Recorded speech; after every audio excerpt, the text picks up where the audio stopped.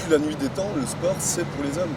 C'est fait par les hommes pour les hommes. Donc on a un retard en fait qui est accumulé, qui est énorme, puisque la pratique sportive des femmes, elle est très récente à l'échelle de l'humanité. Elle a un siècle pour être large et encore.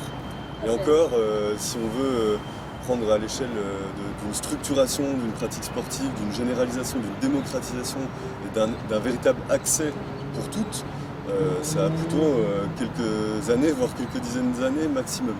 Donc il y a tout ce retard déjà historique, sociologique, cumulé avec une société française, à l'image d'autres sociétés aussi dans d'autres pays, mais en tous les cas, en ce qui concerne la France, une société ultra patriarcale, machiste, on peut le dire aussi, et qui a, au fil du temps, finalement, fait intégrer à sa population un certain nombre de stéréotypes, y compris chez les femmes, qui font qu'aujourd'hui, eh bien, effectivement, des joueuses de l'équipe de France se disent que c'est normal, ou des joueuses dans une entreprise se disent que oui, c'est normal, il y a moins d'argent pour les femmes, donc on est moins bien payé. Voilà.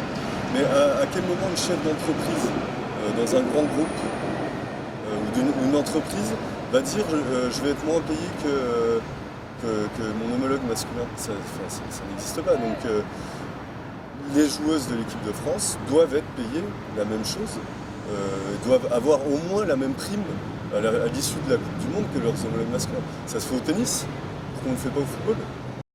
Si on commence à accepter qu'en fonction des résultats, des retombées, on a moins, on arrive dans la situation des États-Unis où au final elles gagnent des titres, elles ont bien plus de résultats que les garçons, mais gagnent toujours moins. Donc on voit bien que c'est bien l'égalité homme-femme qui est en jeu et que c'est rien de sportif, ce ne sont pas les résultats, ce ne sont pas les retombées. Puisque aux États-Unis, c'est plutôt les féminines qui vont rapporter de l'argent et cet argent-là, on donne bien aux garçons plus. Donc on voit bien que c'est pas ça le problème. Donc commencer à dire et à intégrer que c'est pas grave ou que c'est normal et que c'est faux, puisque aux États-Unis c'est pas du tout le cas. Donc c'est très très dangereux de commencer à accepter, à l'intégrer et à faire des prises de parole en ce sens.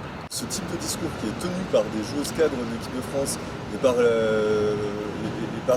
relayé par les médias mainstream, c'est faire fi de ce combat féministe, il faut le dire, et puis il faut être féministe, tant que l'égalité n'est pas là, il n'y a aucun problème à être féministe, c'est juste, c'est noble, oui, bien sûr. Puis ça envoie un message, c'est-à-dire que si la prime pour être sélectionnée en équipe de France, elle n'est pas la même, elle légitime tous les comportements sexistes